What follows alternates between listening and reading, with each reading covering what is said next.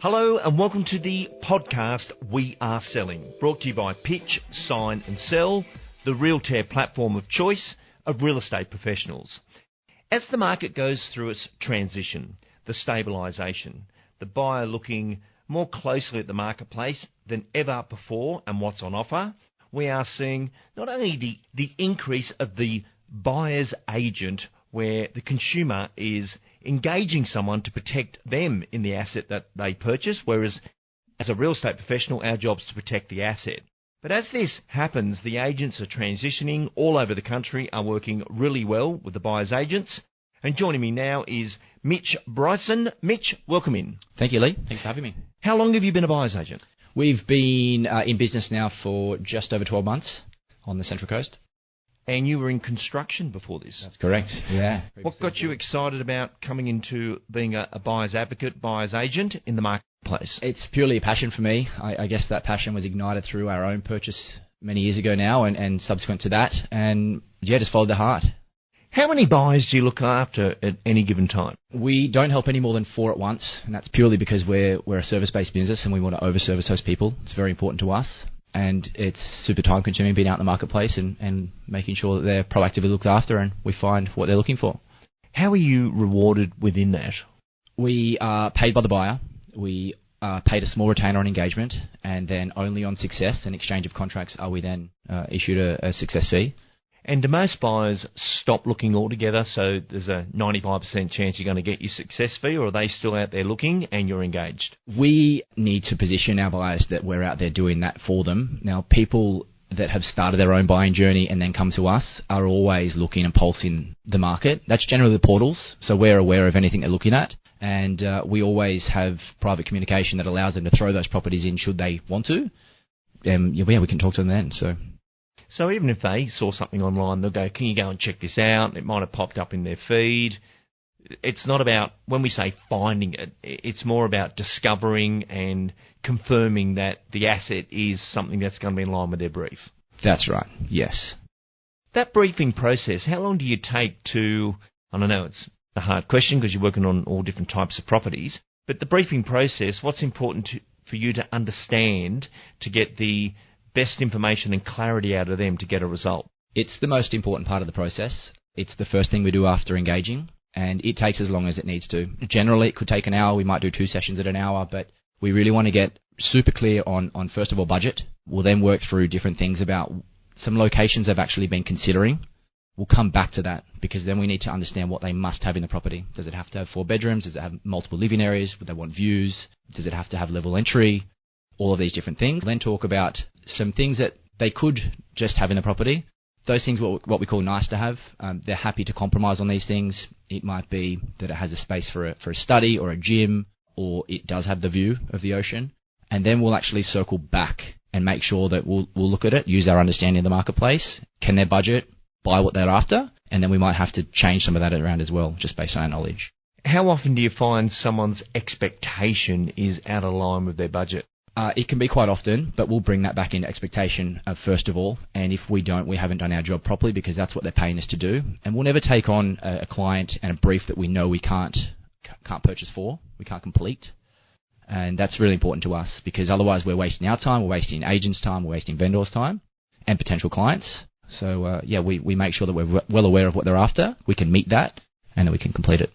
Mitch, what type of people are attracted to the service? Because when we were chatting off air, I was blown away with the price range. I thought there might have been a real niche or rhythm to that, but you've been doing stuff from $545,000 to $3 million. So that just shows you any human in the price range is there. But what type of person's attracted to it? Like you said, first home buyers. We're at that first home buyer marketplace, and believe it or not, they see value in the service, which is amazing because they haven't been through the process before, and generally they're afraid of making mistakes or doing the wrong thing. We help people that are extremely time poor and value their time, so they'll outsource it to us. We help people that have begun their own journey. So a lot of people that come to us actually start in the marketplace looking, and they may go through a period of missing out on certain properties. They may feel like they're not getting access to all properties. So they'll engage us and find our help. We'll help people that are, unfortunately, not everybody trusts selling agents. It's just what's happened. They might get broken down over time. They might be lied to. They might be gazumped. So those people will generally come to us and reach out just to be protected. We might get people for any sorts of reasons, because there's different types of levels of service. So that's just people that need the full buying service. There might be someone that just doesn't feel confident in negotiating on a property. They've identified the property themselves. They might reach out to us just for our help and to try and secure that property at the best price and terms. And Mitch, you're actually bidding at the auction for people as well? Yes, correct. Yes. And what about timed auctions? Have you seen the explosion of those come into the market where you're watching the tick-away clock? We haven't been involved in anything just yet, but we're aware of them. We're seeing the hybrid auction now too, on-site plus digital. As a buyer, I can tell you it's quite frustrating because you can't see who's behind the screen, so just be aware of that. And but it's great. It's great to see that people can be anywhere in Australia, even the world. I've been to one where the successful bidder was in London, and they were representing themselves. It's been really interesting to see that acceleration. The agents were like, oh, that won't take off until after COVID, everything will be back to normal. But the consumer really enjoyed it. That was interesting to observe. Tell me, where do you see this going next? Here we are, end of 2022, 2023 is coming up. Do you feel more people are going to entrust this service versus just the traditional way of searching? I do, yeah. I think it's definitely going to grow legs, and it already has, especially on the Central Coast. Traditionally, it's big in Sydney. It's big in these premium places that people have a lot of wealth and understanding and knowledge. And it's coming this way. You know, we're seeing a lot of people relocate from these areas from Sydney to the Central Coast, and they value that service. We're seeing local home buyers now, because there's more agencies starting to open up on the coast, and they're building awareness here and educating people about the value of a buyer's agent and how we can help people. And I think, too, local selling agents are starting to understand the value of working with a buyer's agent, which is quite important.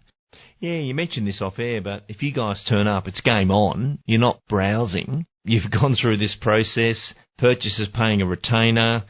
They want to pay the success fee, meaning they find a property. For a selling and buyer's agent, it's game on. This fits the brief.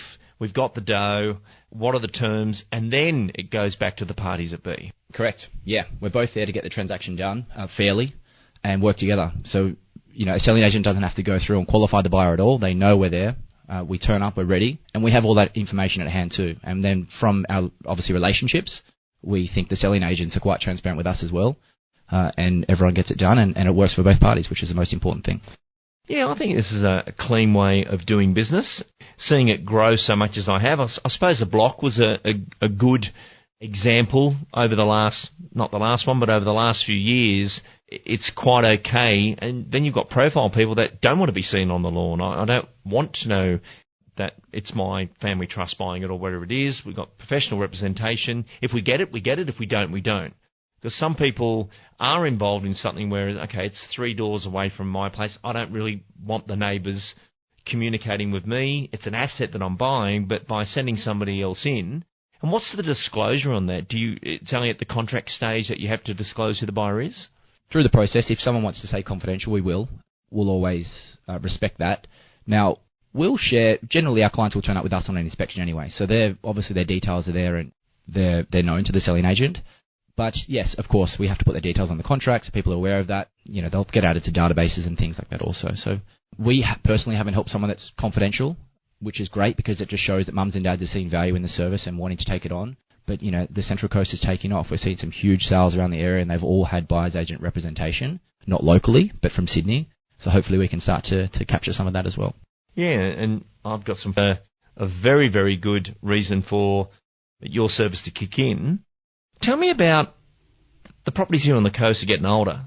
The renovation of property is getting more expensive. How's the building report affecting the transactional process where, you know, it's a great house, it's a big block, but by the time I put new bathrooms and kitchens in, we're up another big chunk of money. The age of home, that part of the process, how's that affecting you? It affects buyers subjectively. Not everyone is open to renovation and completing the works now because they understand the increasing costs. Labour is harder to get hold of, especially the wait times for builders these days that are reputable. So there's definitely demand for a turnkey product. And it makes sense. You know, you can do numbers on completed homes right now versus buying a home in the same street and doing that exact home. You're definitely ahead if you buy a turnkey. I was on the Northern Beaches on the weekend and I was noticing the increase of stunning display home on a main road for the knockover and build, whereas no one ever did that. It was a renovation nation. You just keep strapping caravans to the top and keep on going. But now we've hit that point that it is cheaper to knock over and build versus all the old services and so forth. You may soon become a land specialist, Mitch, because that can happen. Yeah. Give me the worst house of the best street. When we're going on location and size only, that's another side of it that comes through. What's been your interaction with the agents? You mentioned before lots of them are open to do it. Is there agents that aren't open to do it and, don't give you that same confidence as the great agents who are working with you? There are definitely agents that receive it differently when we turn up. Now, I think it's just all about awareness and education. They're just not to know. These guys might have been around for 30, 35 years. They're just like, we've done this all the time. You're taking buyers from me. I work with the buyers, are things we might see. It's as we go along and we build the relationship with them and we tear that down, and they might go through part of the process and transaction with us. We've just done one over the weekend with an agent who's been around for a long time, and hopefully that understands, they can see now the value of that. I feel like generally most agents are receptive. They understand what we're doing. We're pretty, I always try and say, we're pretty straight. We'll tell them exactly what we're doing with our buyers. We're honest with them. We're there to help each other, essentially. We can unlock more stock for them too, just like the traditional buyer-seller. We're a buyer. Selling agents are understanding that. So if we have a brief, we'll sit down, it might be an area specialist. We'll identify some homes, and then they're going to go and try and unlock those for us. So agents are starting to see value in many different ways, and it's important that they do, because if you don't, you're going to get left behind, I believe.